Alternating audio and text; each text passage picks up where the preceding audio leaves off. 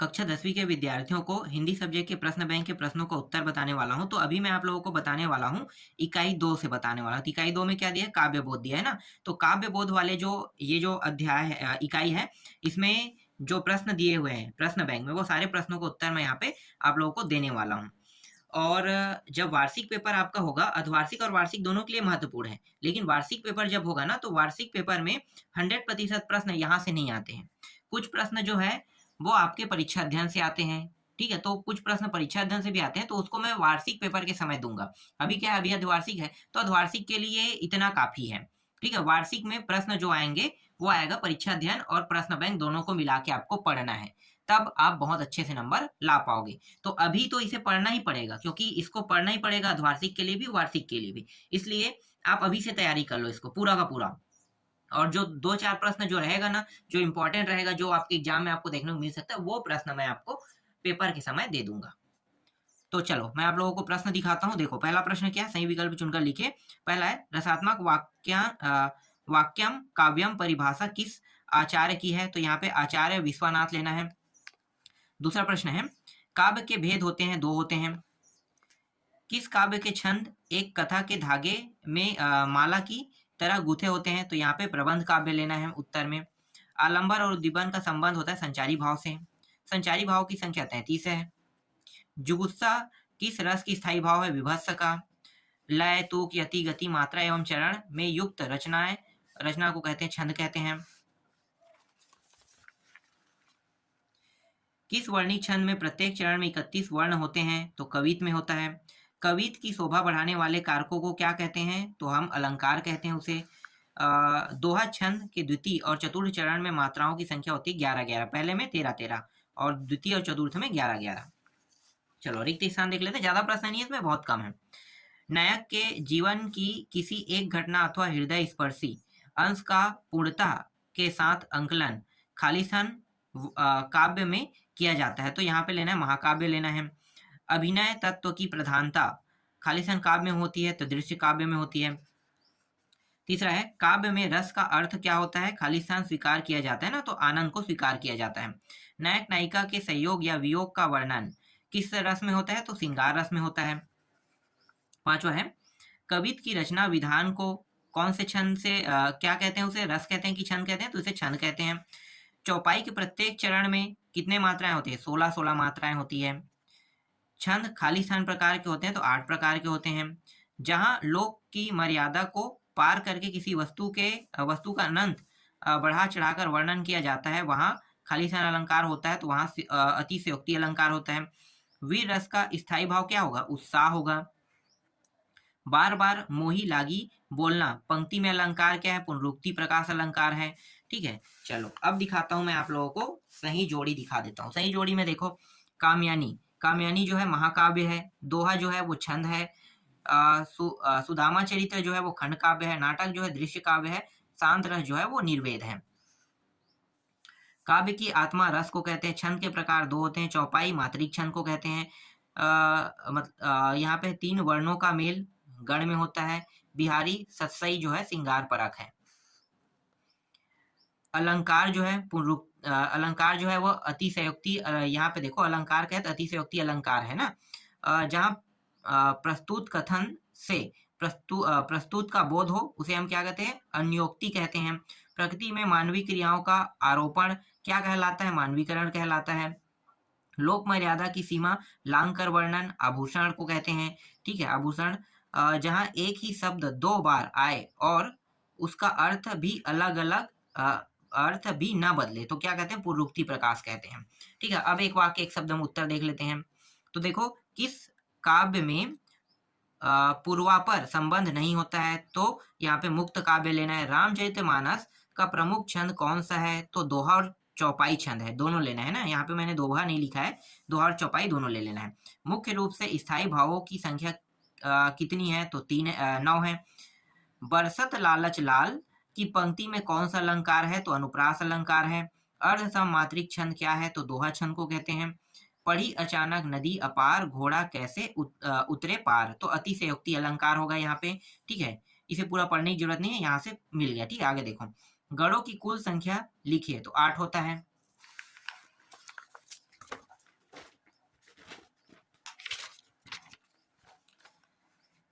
इसके बाद देखो 8वां प्रश्न, 16 मात्राएं जिसमें होती है ना उसे हम चौपाई छंद कहते हैं। सांकेत एवं पंचवटी रचनाओं के रचनाकार का नाम लिखिए, तो ये होगा मैथिली शरण गुप्त है। मात्राओं की संख्या पर आधारित छंद क्या कहलाता है? मात्रिक छंद कहलाता है। जिन कारणों से स्थायी भाव तीव्र होते हैं उन्हें क्या कहते हैं? विभाव कहते हैं। इसके बाद सत्य असत्य देख लेते हैं। तो देखो सत्य असत्य में पहला प्रश्न क्या है? रामचरितमानस महाकाव्य सत्य है। दृश्य काव्य में अभिनय तत्व प्रधान होता है, ये सत्य है। मात्रिक छंद में मात्राओं की गिनती निश्चित रहती है, ये भी सत्य है। वर्णिक छंद में गढ़ का बहुत महत्व है, ये सत्य है। रस के 7 अंग है, सत्य है। ठीक है। जहां अलौकिक आश्चर्य का भाव उत्पन्न हो वहां विभत्स रस होता है, यह सत्य है। कबीर, तुलसी, वृंद, रहीम आदि कवियों के भक्ति और नीति परक दोहे पाठ्य पुस्तक के अंतर्गत आते हैं, ये सत्य है। अन्योक्ति अलंकार में लोक सीमा को पार करके बढ़ा चढ़ाकर वर्णन होता है, यह सत्य है। बन ठन के आए काले काले मेघ में पुनरुक्ति प्रकाश अलंकार का उदाहरण है, ये सत्य है। अब छोटे प्रश्नों को देख लेते हैं। ठीक है, यहाँ से छोटे प्रश्नों में आएगा 2 प्रश्न आएगा, 2 प्रश्न आएगा 2-2 अंक के। ठीक है, तो 2-2 अंक के प्रश्न को बहुत बड़ा आपको नहीं लिखना है। देखो जैसे कि काव्य की परिभाषा अगर पूछता है तो काव्य की परिभाषा क्या लिखोगे? काव्य वह वाक्य रचना है जिसे चित्त किसी रस या मनोवेग से पूर्ण हो, या इसको काट दो, चलो इसको पूरा हटा दो। क्या लिखोगे? वह जिसमें चुने हुए राज्यों के द्वारा कल्पना और मनोवेगों का प्रभाव डाला जाता है, छंदबद्ध रचना काव्य कहलाती है। बस इतना ही इसमें लिखना है। ठीक है, और थोड़ा सा और कुछ लिखना चाहो तो आगे भी पढ़ सकते हो। महाकाव्य किसे कहते हैं? भव्य काव्यांतर्गत ऐसे दीर्घ प्रबंध को महाकाव्य कहते हैं जिसमें उत्कृष्ट गुण संपन्न किसी नायक के घटना प्रधान अखंड जीवन चरित्र का विशिष्ट वर्णन होता है। महाकाव्य जीवन या घटना विशेष का सांगोपांग चित्रण होता है। वृहत काव्य होने के कारण ही इसे महाकाव्य कहा जाता है। ठीक है, आगे देखते हैं। 2 खंड काव्य के नाम लिखिए। तो सुमित्रा नंदन पंत ने लिखा है और एक पंचवटी है। ठीक है, ग्रंथ देखो पंचवटी वाला। ठीक है, आगे देखते हैं।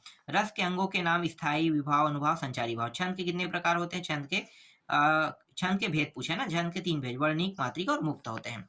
विभाव किसे कहते हैं? यह किस प्रकार के होते हैं? तो भाव को प्रकट करने वाले कारक को विभाव कहते हैं। बस इतना काफी है। और इसके 2 प्रकार लिख दो, आलंबन, उद्दीपन। चौपाई छंद का उदाहरण, तो बुद्धिहीन तनु जान के सुमरै पवन को, ये जो है ये हनुमान चालीसा वाला है और चौपाई यहाँ पे दिया हुआ है। ठीक है, तो इन दोनों में से कोई भी लिख सकते हो।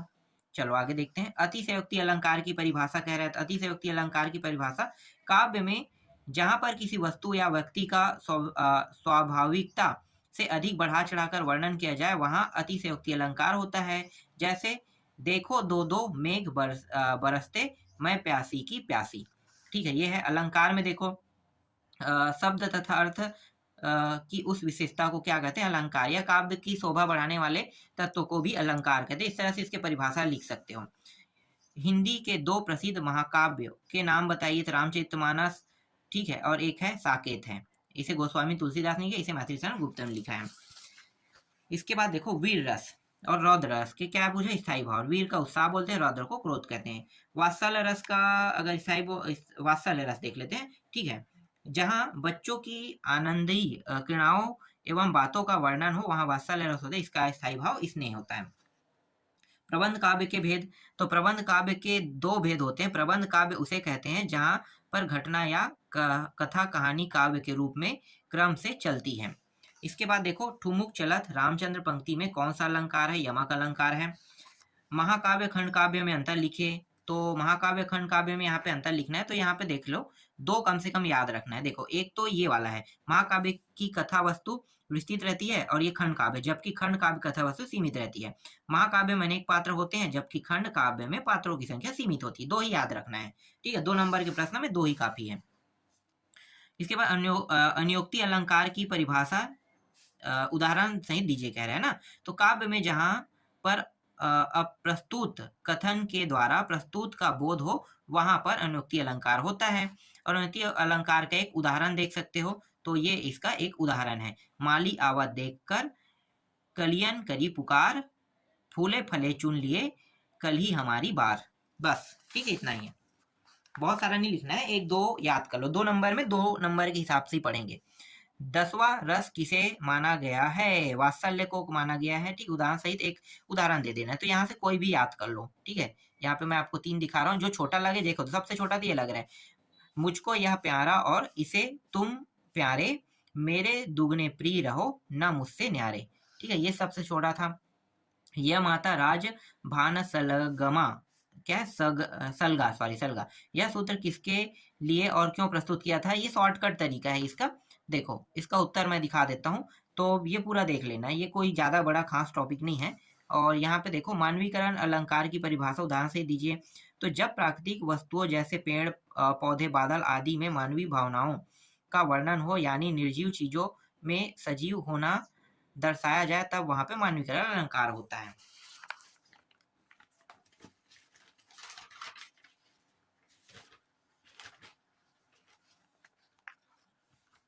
और अगर इसका यहाँ पे देखो उदाहरण कहेगा, तो ये उदाहरण लिख देना है। ठीक है, आगे दिखाता हूँ मैं। विभाव और अनुभाव में अंतर। तो यहाँ पे देखो, सुप्त स्थायी भाव को जागृत करने वाले कारक को विभाव कहते हैं, जबकि उस व्यक्ति के हृदय में भाव उद्दीप्त होता है, उसे हम क्या कहते हैं? अनुभाव कहते हैं ना। और उनकी चेष्टाओं को जिनसे उस भाव का अनुभव होता है, अनुभाव कहलाता है। ठीक है, आगे देखते हैं।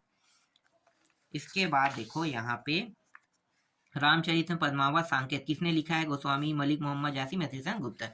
चौपाई छंद के लक्षण के उदाहरण सहित कह रहा है। ठीक है, तो उदाहरण सहित देना है। चौपाई छंद क्या होता है, तो देख लो। चौपाई मात्रिक सम छंद एक भेद है, प्राकृतिक तथा अभ्रंश के 16 मात्राओं के वर्णात्मक छंदों के आधार पर विकसित हिंदी का सर्वप्रिय और अपना छंद है। ठीक है, इसका एक उदाहरण भी देना है। यहाँ पे उदाहरण तो दिखाई नहीं दे रहा है। ठीक है, यहाँ पे दिया होगा तो देख लेना। आगे देखा, स्थायी भाव किसे कहते हैं? तो देखो, प्रत्येक मनुष्य के चित्त में प्रेम, दुख, क्रोध, आश्चर्य, उत्साह आदि भाव स्थायी रूप से विद्यमान रहते हैं, उन्हें हम स्थायी भाव कहते हैं। ठीक है, चलो इतना काफी है। और काव्य के प्रमुख भेद देखिए। तो दृश्य काव्य, सर्व काव्य। दृश्य मतलब देखने वाला, और सर्व मतलब सुनने वाला होता है। काव्य किसे कहते हैं? काव्य के प्रमुख भेदों को समझाइए। तो देखो, काव्य किसे कहते हैं, तो यहाँ पे लिखा है कि यहाँ पे अलग अलग भेद, मतलब अलग अलग व्यक्तियों ने अलग अलग यहाँ पे परिभाषा दिया। जैसे आचार्य विश्वनाथ ने दिया है, रसयुक्त वाक्य ही काव्य है। जैसे कि पंडित राज जगन्नाथ के इन्होंने दिया है, रमणीय अर्थ के प्रतिपादक धर्म को काव्य कहते हैं। ठीक है, इस तरह से। और ये अलग व्यक्ति, तो यहाँ पे एक याद करना है, अलग अलग व्यक्तियों के हिसाब से याद नहीं करना है। ठीक है, और भेद जो है, चलो आगे देखते हैं। ये भेद जो है, ये दृश्य और श्रव्य है, इसको इसके साथ जोड़ देना है। महाकाव्य के प्रमुख लक्षण लिखिए। हम एक महाकाव्य का नाम रचनाकार सहित लिखिए कह रहा है। ठीक है, तो यहाँ पे कम से कम 3 याद कर लेना है। 2 नंबर क्या आएगा, तो यहाँ पे 3 से 4 याद कर लो, ये 4 तक के। ठीक है, 1 2 3 और 4 टॉपिक। इसके बाद देखो, खंड काव्य, एक सेकेंड, खंड काव्य को कहते हैं। ठीक है, तो ये परिभाषा उदाहरण से ही देना है। ठीक है, तो ये देख लो, जीवन की किसी घटना विशेष को लेकर लिखा गया काव्य क्या कहलाता है? खंड काव्य कहलाता है। बस इतना ही लिखना है। और इसके लिए जो एग्जाम्पल है वो ये वाला देना है, तुलसी। ठीक है, ये सब खंड काव्य का नाम है। इसके बाद प्रबंध काव्य देखो। प्रबंध काव्य, मुक्त काव्य में अंतर। तो 2 यहाँ पे अंतर दिया है, दोनों अंतरों को याद कर लेना है। इसके बाद देखो, रस कहाँ पे है? ये रस किसे कहते हैं? आचार्य जगन्नाथ के अनुसार रस की परिभाषा। तो आचार्य जगन्नाथ के हिसाब से इन्होंने कहा है, तो उसी के हिसाब से यहाँ पे देना है। तो सिंपल देख लेते हैं। रस शब्द का पर्याय आनंद है। रसवादी आचार्यों ने रस को काव्य की आत्मा माना है। ठीक है, आलोचकों ने इसे ब्रह्मानंद सहोदर कहा है। साहित्य शब्दों में रस का अर्थ अलौकिक या लोकोत्तर आनंद होता है। और ये इसका जिसके हिसाब से, आचार्य जगन्नाथ के हिसाब से ये परिभाषा है। ठीक है, ये अलग है और ये अलग है, लेकिन दोनों मिला के आएगा तो दोनों को लिखना है। अब यहाँ पे देखो, स्थायी भाव, विभाव, अनुभाव, संचारी भाव के बारे में बताना है। तो स्थायी भाव, विभाव, अनुभाव, ठीक है, इसे देख लेना, छोटा छोटा प्रश्न है। अनुभाव और ये रहा संचारी भाव। ठीक है, चलो आगे दिखाता हूं। इसके बाद देखो, पुनरुक्ति प्रकाश अलंकार की परिभाषा उदाहरण से दीजिए। तो ये उदाहरण है, देखो ये तो पढ़ लोगे ना, बहुत आसान है। जिस काव्य में क्रमशः शब्दों की आवृत्ति एक समान होती है किंतु अर्थ में भिन्नता नहीं होती, उन्हें पुनरुक्ति अलंकार कहते हैं। ठीक है, ये देखो, ये उदाहरण इसका। इसके बाद अलंकार की परिभाषा में भेद। फिर से आ गए काव्य की शोभा बढ़ाने वाले तत्वों को हम अलंकार कहते हैं। यहाँ पे ये अलग बताया, मैं अलग बता रहा हूँ, लेकिन मैं भी बता रहा हूँ वही भी 100% सही है। शब्द कला, अर्थ कला, अर्थ अलंकार, इसके 2 भेद हैं। तो दोनों भेदों के बारे में यहाँ पे बताया गया है। चलो आगे देखते हैं। आख्यानक गीतिका किसे कहते हैं, उदाहरण सही दीजिए। तो आख्यानक गीतिका देख लो, आख्यानक गीतिका पदबद्ध कहानी को कहते हैं, बस ठीक है। और उदाहरण देखना है तो इतना बस लिख देना है और उदाहरण देखो, ये सब क्या है, इसके उदाहरण है। फिर अंतिम प्रश्न है छंद की परिभाषा। तो छंद को वृत्त या पिंगल भी कहते हैं, छंद की परिभाषा है, ठीक है। तो यही क्या है, इसका उत्तर है।